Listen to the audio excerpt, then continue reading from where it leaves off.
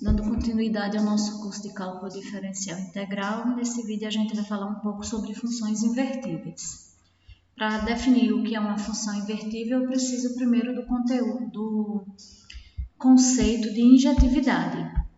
Então, uma função ela é dita injetora se ela nunca assume o mesmo valor mais do que uma vez. Ou seja, sempre que x1 for diferente de x2, nós teremos f de x1 diferente de f de x2. Ou, em outras palavras, f de x1 só vai ser igual a f de x2 se o x1 for igual ao x2. Então, aqui eu tenho dois exemplos de função, uma função f e uma função g. A função f é injetora. Se você observar, cada valor da imagem só está associado a um único valor no domínio. A função g não é injetora, exatamente porque, por exemplo, y igual a 4 na imagem, ele é o f de 3 e o f de 2. Ou seja, você tem dois valores de x diferentes que são associados ao mesmo y. Então, quando isso ocorre, a gente diz que a função não é injetora. Uma outra maneira de olhar a injetividade seria, por exemplo, através do gráfico. De que maneira a gente observa isso? Então, veja o seguinte. Por exemplo, considere a função f de x igual a x².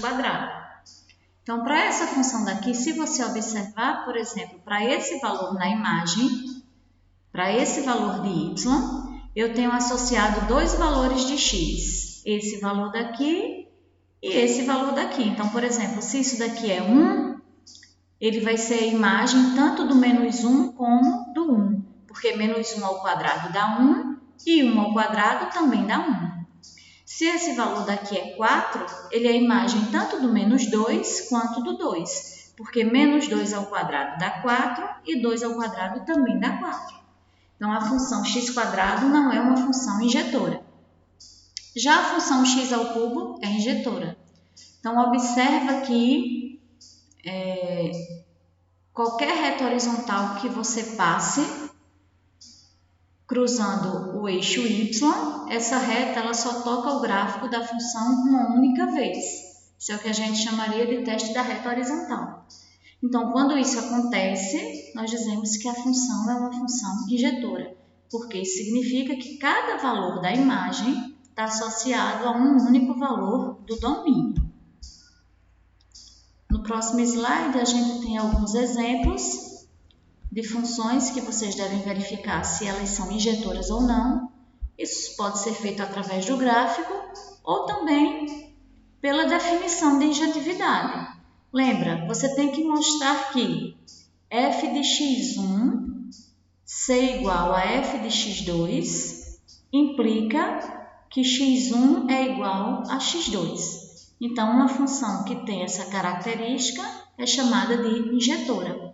Então, por exemplo, se você pega a primeira função, f de x1 seria 2x1 mais 3. Igual a f de x2, que seria 2x2 mais 3. Então, resolvendo essa equação, eu cancelo esse 3 com esse. Então, eu tenho 2x1 igual a 2x2. Posso aplicar a lei do cancelamento aqui. Então, f de x1 ser igual a f de x2 implica que x1 tem que ser igual a x2. Logo, a função 2x mais 3 é uma função injetora. Se eu observo agora a função g de x, que é dada por 3x², e aplico esse mesmo conceito, eu teria g de x1 igual a g de x2. Daí eu tenho 3 menos x², x1² igual a 3 menos x2². Cancelo 3 com 3. Daí eu tenho x1² igual a x2², aplicando raiz de um lado e do outro, eu teria x1 igual a mais ou menos x2. Ou seja, isso daqui não acontece apenas quando x1 for igual a x2. Isso acontece também quando x1 é igual a menos x2. Então, por exemplo, se eu pego x1 igual a 1 e x2 igual a menos 1, vê que o g de x1 vai dar 3 menos 1 ao quadrado, que é 2. E o g de x2 vai dar 3 menos 1 ao quadrado, que também é 2. Então, eu tenho valores de x diferentes que têm exatamente a mesma imagem. Logo, a função não é injetora.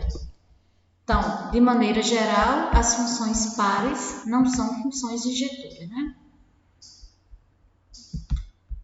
Agora sim, eu posso definir que é uma função invertível.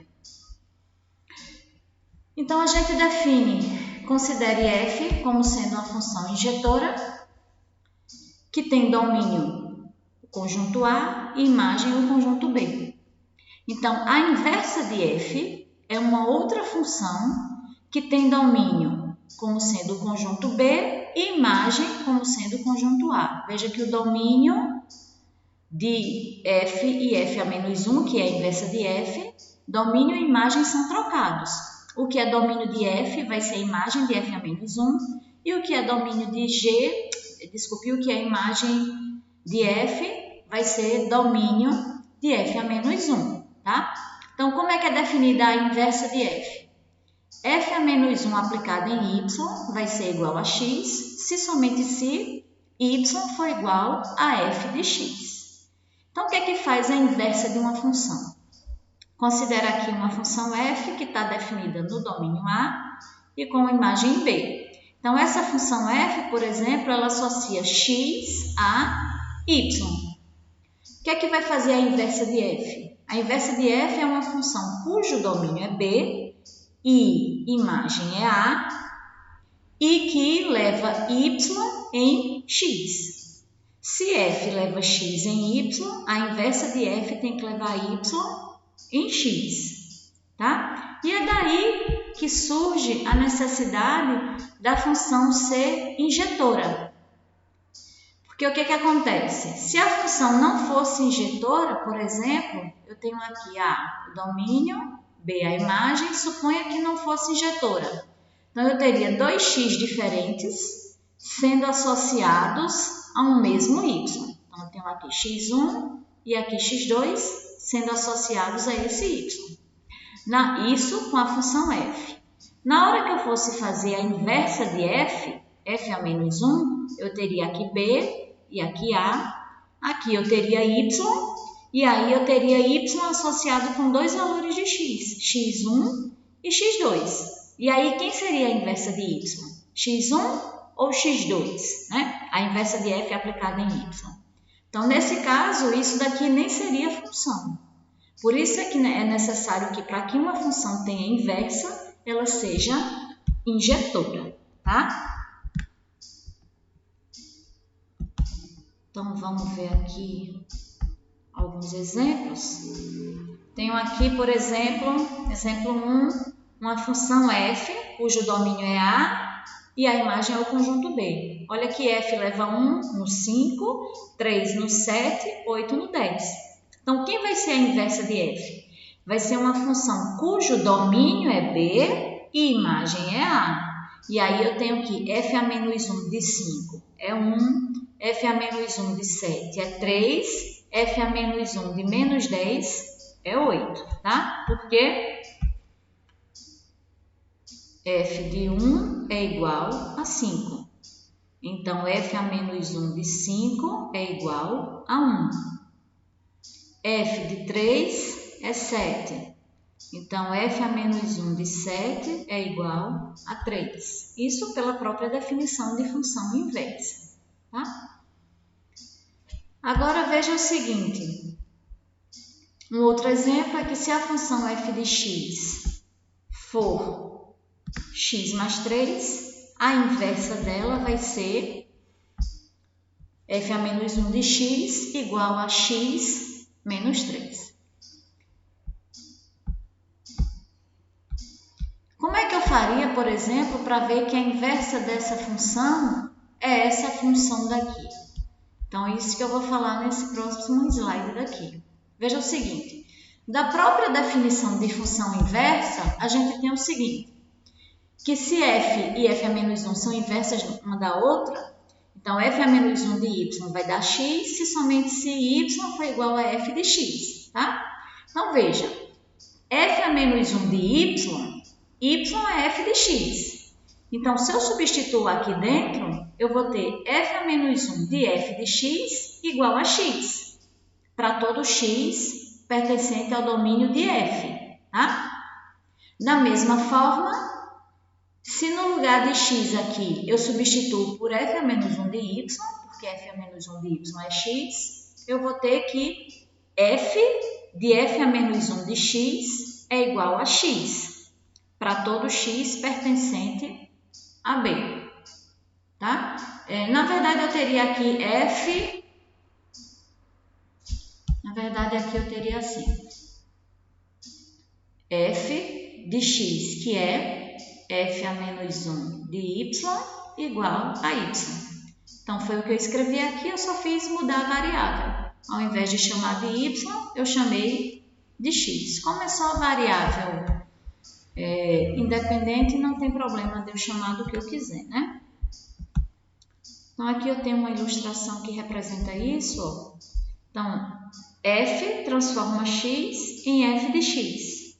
E f a menos 1 transforma o f de x, que é a imagem, de volta para o x. Então, vamos ver alguns exemplos. Mostre que as funções f e g são inversas uma da outra. Então, para fazer isso, eu teria que fazer o quê? Eu tenho que mostrar que f de g de x vai dar igual ao próprio x. Ou que g de f de x vai dar igual a x, tá? Então, vou fazer, por exemplo, f de g de x.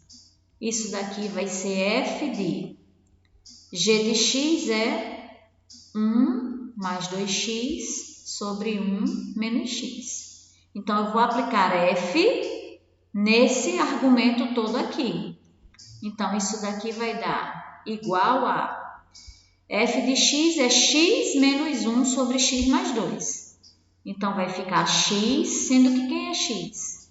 1 mais 2x sobre 1 menos x menos 1, dividido por x mais 2. Só que quem é o x aqui? 1 mais 2x sobre 1 menos x mais 2. Resolvendo isso daqui, tirando o mínimo embaixo, eu tenho 1 menos x e fica 1 mais 2x menos 1 mais x. E embaixo vai ficar 1 menos x, 1 mais 2x, mais 2 menos 2x. Então, ó, menos 1 com menos 1, menos 1 com mais 1, vai ficar 2x mais x, que dá 3x, e aqui vai ficar, cancelo esse com esse, 3. Então, eu vou ter então o seguinte,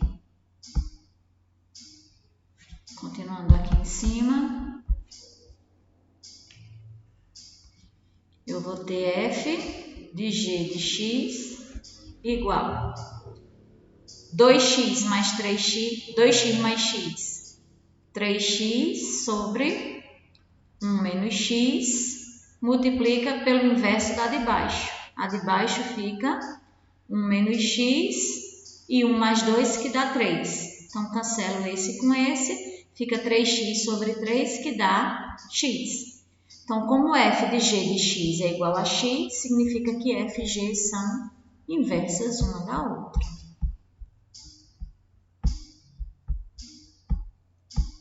Nesse outro exemplo,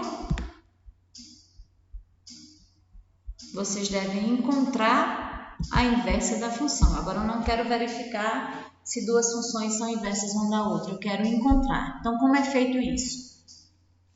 Para encontrar a inversa de uma função, você faz o seguinte. Aqui, ao invés de escrever f de x, eu vou chamar de y.